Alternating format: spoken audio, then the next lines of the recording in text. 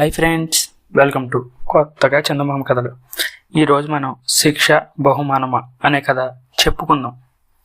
అనేక వందల సంవత్సరాల క్రితం ఒకానొక దేశంలో కళాధరుడు అనే చిత్రకారుడు ఉండేవాడు. వారిది గొప్ప చిత్రకారుల వంశం కావడం చేత ఆ వంశం వారికి అనాదిగా రాజాశ్రయం ఉంటూ వస్తుంది. తండ్రి వయసు ముదరకుండానే ఆకస్మికంగా మరణించడం వల్ల కళాధరుడు 20 సంవత్సరాల వయసులోనే అంతఃపుర చిత్రకారుడుగా నియమించబడ్డాడు.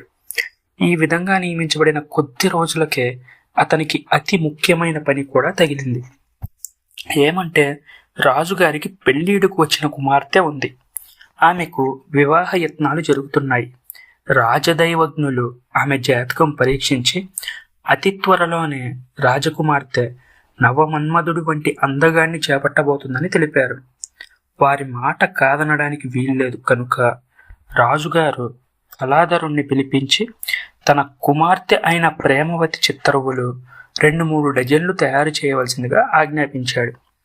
ఒక రోజల్లా అంతఃపురంలో గడిపి రాజకుమార్తె స్నానానికి ఆయత్తమయ్యేటప్పుడు, జలకాలాడి అలంకరణ చేసుకునేటప్పుడు, సంగీత సాధన చేసేటప్పుడు, వనవిహారం చేసేటప్పుడు ఆమె వెంట ఉండడానికి కళాధరుడికి అనుమతి లభించింది. ప్రేమవతిది కుశాగ్ర బుద్ధి. తాను త్వరలో నవమన్మధుణ్ణి చేపట్టనున్నదని జ్యోతిష్కులు చెప్పినప్పుడు వారు తన తండ్రిని సంతోషపరచడానికి అతిశయోక్తులు ఆడారని అనుకుంది. కానీ కళాధరుణ్ణి చూడగానే ఆ జోస్యం నిజం కాబోతుందని ఆమె తెలుసుకుంది. ఎందుకంటే కళాధరుడు తక్కువవాడు కాదు, నవమన్మధుడి వంటి అందగాడే. తన చిత్తరువులు చూసి తనను పాణిగ్రహణం చేయబోయే రాజకుమారులలో కళాధరుడికి సాటి వచ్చేవాడు ఉంటాడని ఆమె నమ్మలేకపోయింది.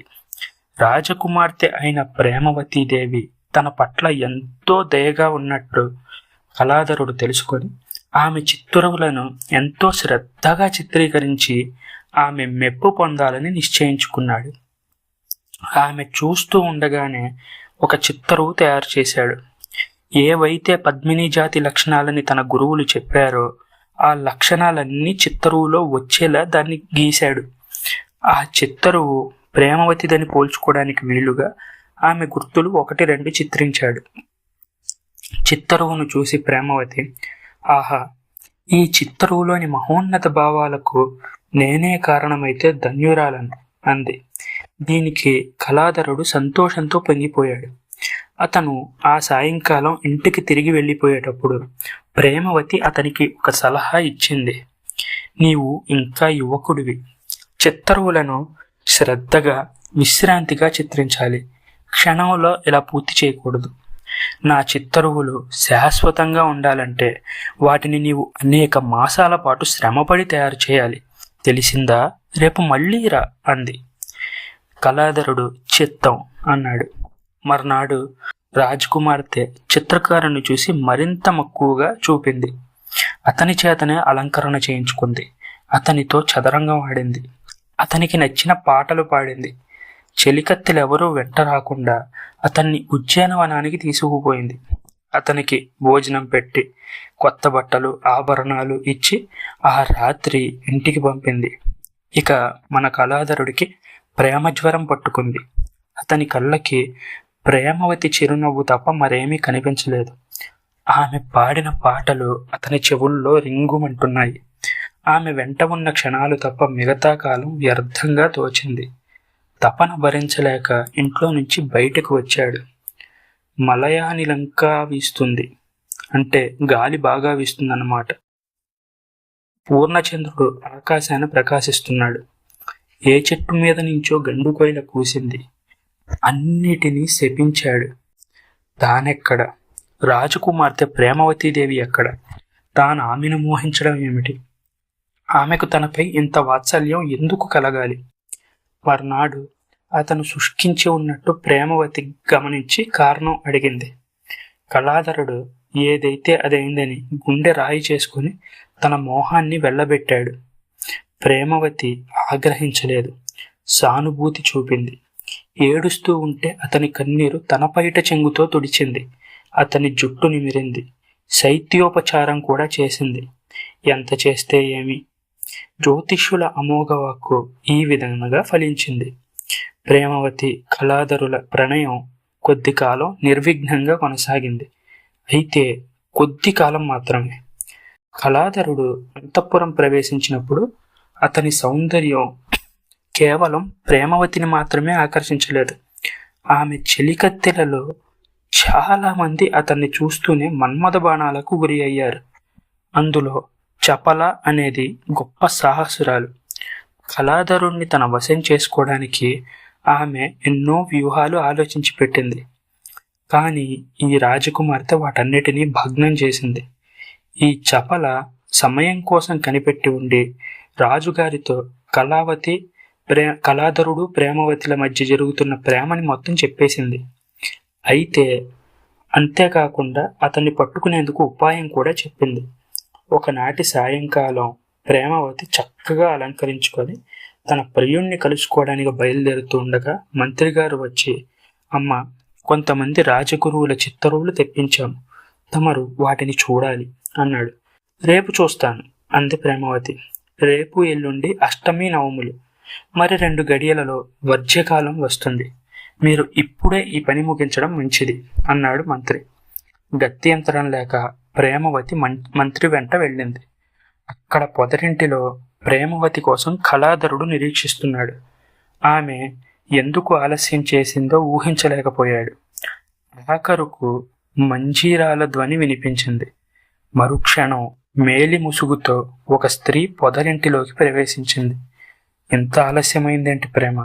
నీ కోసం వేచి ఉండే ప్రతి క్షణము నాకొక యుగమని తెలీదా అన్నాడు కళాధరుడు. ఆ స్త్రీ మేలి ముసుగు తొలగించింది. ఆమె ప్రేమవతి కాదు, చపల. మరుక్షణమే రాజుగారు భటులతో సహా లోపలికి వచ్చారు.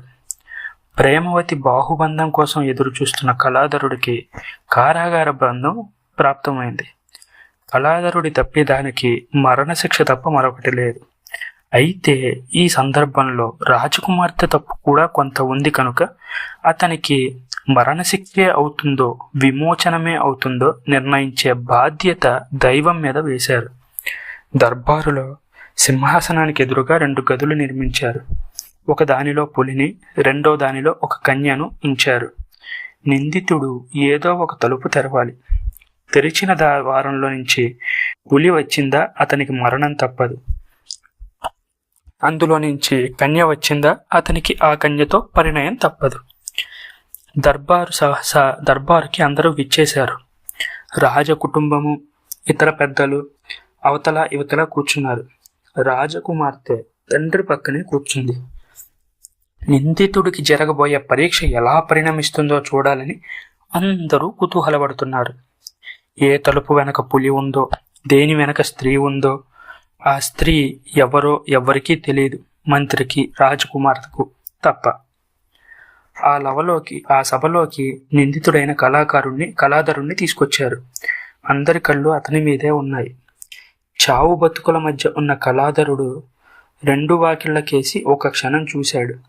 తరువాత దీనంగా సభకేసి చూశాడు. అతని దృష్టి రాజకుమార్తె పైన నిలిచింది. అతని కళ్ళు ఆమెను వేడుకొన్నవి, తనను ఎలాగైనా ఈ ఆపద నుంచి రక్షించమని. రాజకుమార్తె చిన్న కనుసైగతో అతని ప్రాణాలు రక్షించగలదు. ఆ సైగ కోసం కళాధరుడు ఆమె వంక ఆత్రంగా చూస్తున్నాడు. రాజకుమార్తె మనసులో పెద్ద సంక్షోభం చెలరేగుతుంది. తాను ఈ యువకుణ్ణి మోహించింది. ఇప్పటికీ ఆమె హృదయం అతని కోసం కొట్టుకుంటూనే ఉంది. నిజంగానే అతడు నవమన్మధుడు. అటువంటి వాడు పులివాత పడడం చాలా అన్యాయం. సభలో ఉన్న వారిలో ఒక్కరు కూడా అతను చావాలని కోరుకోవడం లేదు. అతను తెరవబోయే తలుపులో నుంచి కన్య రావాలనే కోరుకుంటున్నారు. అటువంటప్పుడు ప్రేమవతి, ఒకప్పుడు అతన్ని ప్రేమించిన మనిషి, ఇప్పటికీ ప్రేమిస్తున్న మనిషి, ఎప్పటికీ ప్రేమించే మనిషి, అతను పులివాత పడాలని కోరకపోవడం చాలా సహజమే. కానీ మరొకటి కూడా ఉంది. ఈ కళాధరుడు చచ్చినా బతికినా తనవాడు మాత్రం కాబోడు. తనకు అతనికి చపల ధర్మాన ఏనాడో రుణం తీరిపోయింది. చపల తన ప్రణయాన్ని, తన యజమానురాలి ప్రణయాన్ని సాహసంతో భగ్నం చేయడమే కాక తలుపు వెనక నిలబడడానికి కూడా సమ్మతించింది. తాను కనుసైగగా చేసి ఆ తలుపు చూపినట్లయితే కళాధరుడు చపల భర్త అయిపోతాడు. చపల తన మీద 2 విజయాలు సాధించింది అవుతుంది. ఒక విజయానికి తాను పగ తీర్చుకోక పూర్వమే చపలకు తనకు తానే ఇంకొక విజయం సాధించి పెట్టడమా? అభిమానవతి అయిన తను ఆ పని చేయగలదా? ఈ భావాల సంఘర్షణ నుంచి చిట్ట చివరకు ప్రేమవతి బయటపడింది. మంత్రిగారు నిందితుడిని ఏదో ఒక తలుపు తెరవమని ఆజ్ఞాపించాడు. నిందితుడు ఇంకా రాజకుమార్తె వైపే చూస్తున్నాడు. అంత సభలోనూ అతనికి ఆమె తప్ప మరేమీ కనిపించడం లేదు. ప్రేమవతి తన ప్రియుడు వాంఛిస్తున్న విధంగా కనుసైగ చేసింది. కళాధరుడి ముఖాన చిన్న చిరునవ్వు తోచింది. అతను నిర్భయంగా వెళ్ళి రాజకుమార్తె సూచించిన వాకిలి తలుపుల గడియ తీసి తలుపులు గబాలను తోసేశాడు. ఆ వాకిలి నుంచి పులి బయటికి వచ్చి అతన్ని తినేసింది. అతని వెంటనే రాజకుమారి కూడా నిండు సభలో పరిగెత్తుకుంటూ ఆ పులి ఉన్న గదిలోకి వెళ్ళి తలుపు వేసుకొని తను కూడా అతనితో పాటు ఆత్మత్యాగం చేసింది. చూస్తున్న వారందరూ ఆశ్చర్యచకితులైపోయారు. అందరూ ఎంతో బాధపడ్డారు. రాజు అయితే స్టన్ అయిపోయాడు. అతని కళ్ళ వెంట నీళ్లు దారాలుగా కారుతూనే ఉన్నాయి.